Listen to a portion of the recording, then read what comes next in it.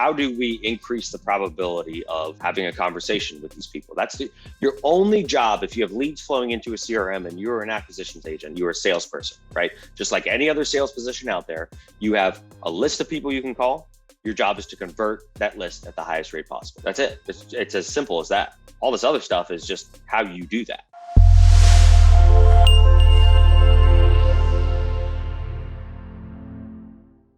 Follow-up calls. Again, guys, back to your pipeline. So you've generated a lead through whether it's cold call, text, RBM, direct mail, whatever the case is. And now your acquisitions team, VA, like whoever's in that role, that's now trying to get back in touch with them to further the conversation.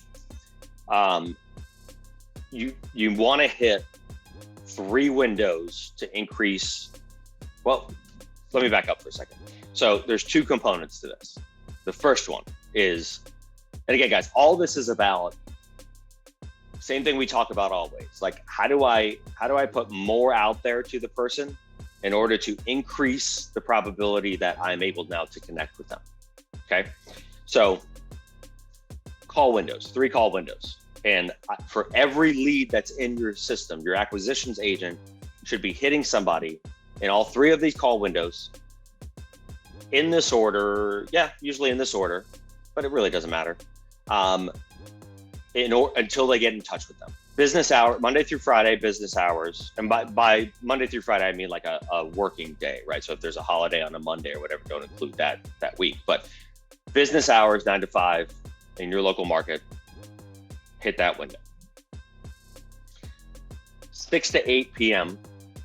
in your market during the week, hit that window.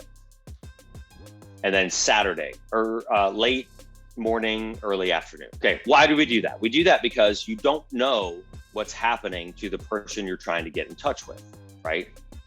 You don't know, are they working a 9 to 5? Are they busy at work? And when you're calling them, they can't answer the phone. Even though they've had this text conversation before, it doesn't matter. It doesn't matter if they're like, everything's going wrong and they have to sell urgently.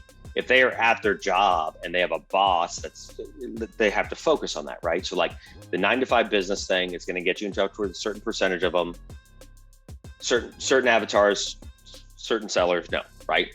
Cool. So what's the other one? Well, if they're working 9 to 5, we'll cover them during 6 to 8 p.m. during the week. Usually now they've gotten off work, they've gotten home, mix that up, right? And then Saturday, I like Saturday as that's kind of the touch. So I think like, during the week, just mix up 9 to 5, 6 to 8, hitting them on different ones, different days. I always, guys, like a call, voicemail, send a text, all from the same phone number. So just like you would be if you picked up your phone and you were actually trying to get in touch with somebody that you wanted to talk to, you wanted to provide value to and figure out what you could, that's how you're going to do it, right? So model it after that. And then what I like Saturday is like a sweep day. So Saturday is a day where like everybody you didn't get in touch with in the week, call them on Saturday. Now, what's going to happen most of the time is because you call, voicemail, text, you're either going to get a call back that's now going to advance them to like a book time to call or a set time to call or whatever the case is. Or they're going to text back and now you're going to have a furthering of like, okay, let's talk at this time. Don't do too much over the text. Don't get too crazy with it. The point is like, you know what, when do you have 5 minutes? Let's just hop on a call real quick. I got a couple questions. Let's just walk through it. We can go back and forth, figure out like if there's any match here. If not, no big deal.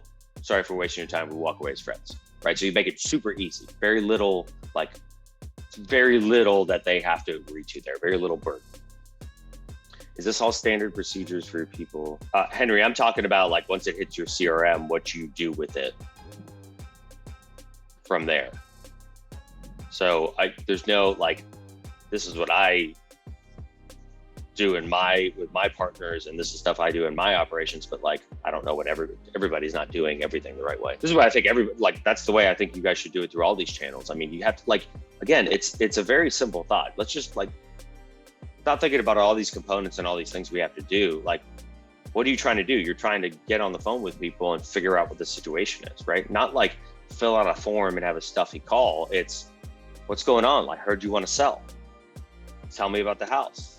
Really, the house is like secondary. It's like, how are you? What's happening? Heard you want to sell the house. What's going on?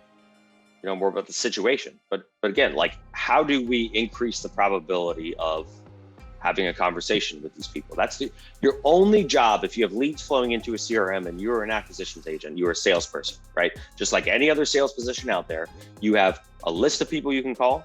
Your job is to convert that list at the highest rate possible. That's it. It's as simple as that. All this other stuff is just how you do that.